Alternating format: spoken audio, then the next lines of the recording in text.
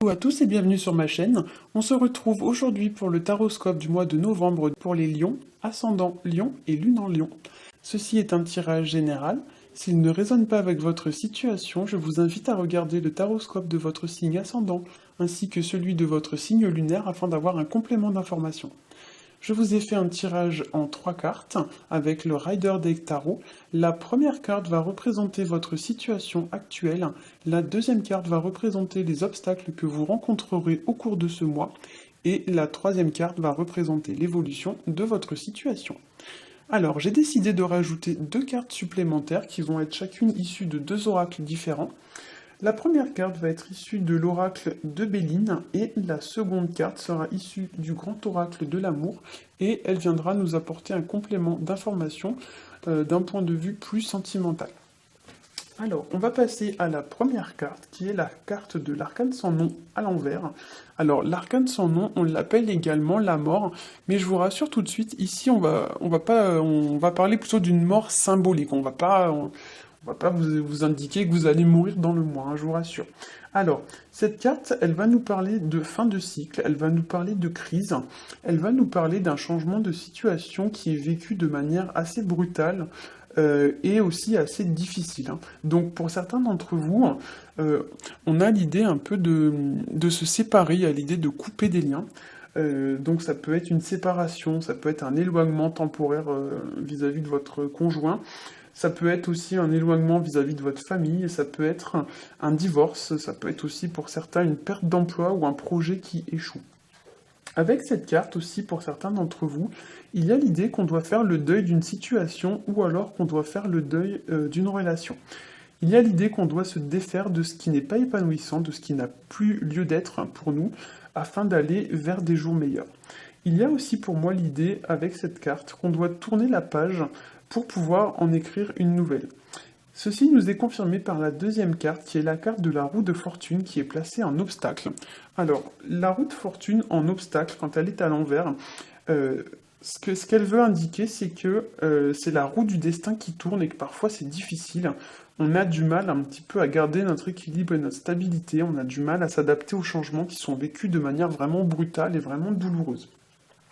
Pour moi, avec cette carte, vous voyez, si vous regardez bien, ici vous avez un petit personnage qui a une épée et qui va, avec son épée, faire en sorte que la roue s'arrête ou pas. Donc pour moi, avec cette carte, il y a peut-être pour certains d'entre vous l'idée que vous êtes confronté à la décision d'une personne, c'est-à-dire qu'une personne dont vous étiez proche ou dont vous êtes proche va prendre la décision d'arrêter une relation, donc peut-être que vous allez avoir votre partenaire qui va vous dire qu'il a envie d'arrêter.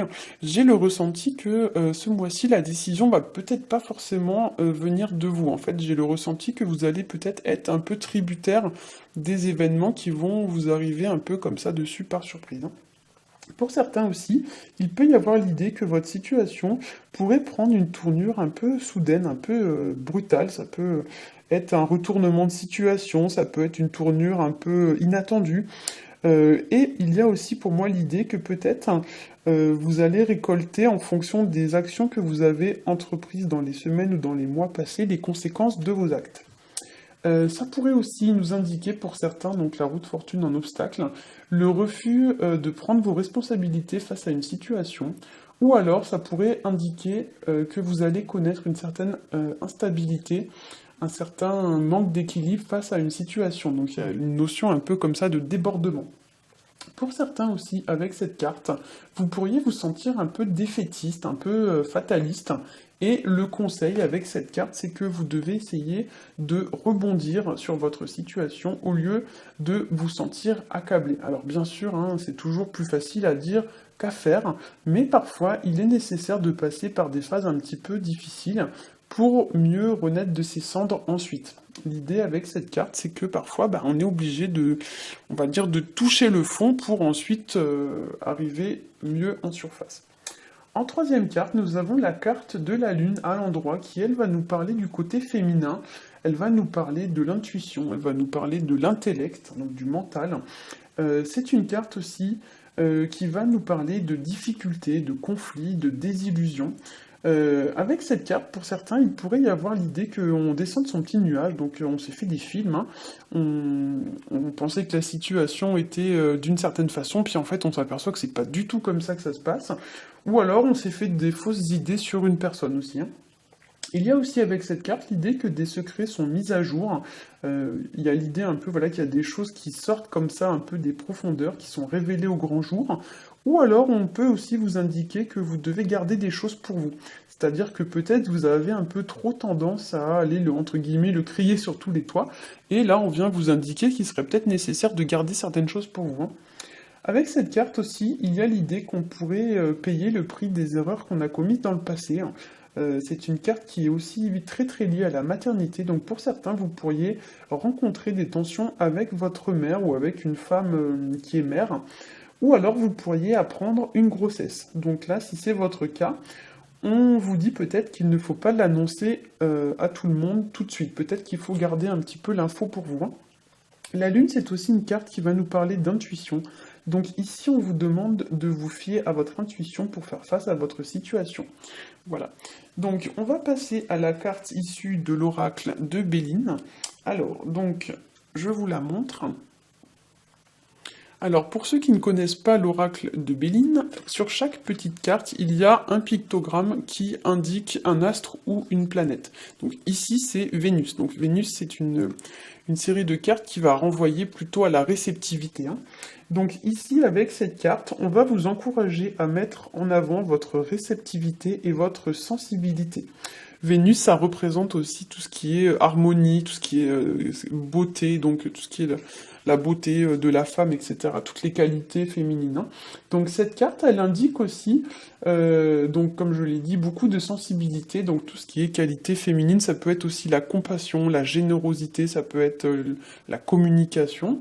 C'est une carte qui va nous indiquer aussi des festivités, donc ça peut être des repas en famille, ça peut être des sorties au restaurant, ça peut être des sorties voilà, autour d'un repas, un pique-nique, quelque chose comme ça. Ça peut être aussi une carte qui va nous indiquer de la sensualité, qui va nous inviter à profiter un peu des plaisirs de la chair, des plaisirs de la vie. Et c'est une carte qui indique que on doit penser un peu au plaisir, on ne doit pas penser aussi que à travailler, etc. On doit penser aussi à se divertir et à s'amuser. Enfin, cette carte, elle nous invite à être plus généreux avec notre partenaire.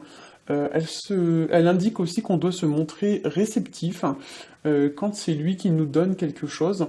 Donc ne jamais oublier voilà, de remercier quand votre partenaire fait quelque chose ou vous offre un cadeau ou quelque chose comme ça. Et c'est une carte aussi qui peut-être va nous indiquer que vous allez au cours du mois sortir ou alors vous divertir pour oublier une personne de votre entourage. Donc peut-être voilà, vous allez être confronté par exemple à une rupture et pour y faire face, vous allez décider de beaucoup sortir, d'aller au restaurant, d'aller boire un verre dans un bar, etc., etc. Alors, on va passer à la deuxième carte qui est issue de l'oracle de l'amour, donc le grand oracle de l'amour. Et malheureusement, j'ai eu pour vous la carte échec. Donc ici, concrètement, avec cette carte, on vient nous indiquer que vous avez perdu la partie, hein. Donc échec, ça pourrait être échec et mat, hein, avec le roi et la reine, là.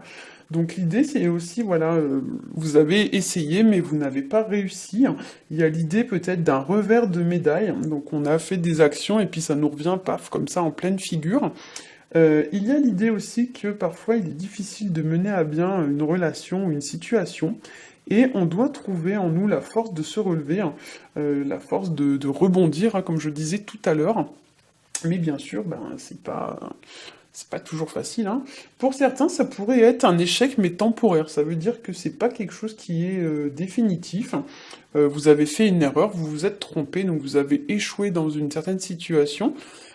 Et vous tirez les leçons du passé pour la prochaine fois ne pas refaire les mêmes erreurs. Donc ça pourrait être un arrêt par exemple temporaire de la relation et qui va vous faire prendre conscience qu'il y a des changements à apporter par exemple, hein. Après vous adapterez ça voilà, en fonction de votre situation. Donc voilà, vous pourriez tirer les leçons du passé pour ensuite rebondir et mieux profiter de votre avenir. Voilà. J'espère que ce tirage vous aura plu.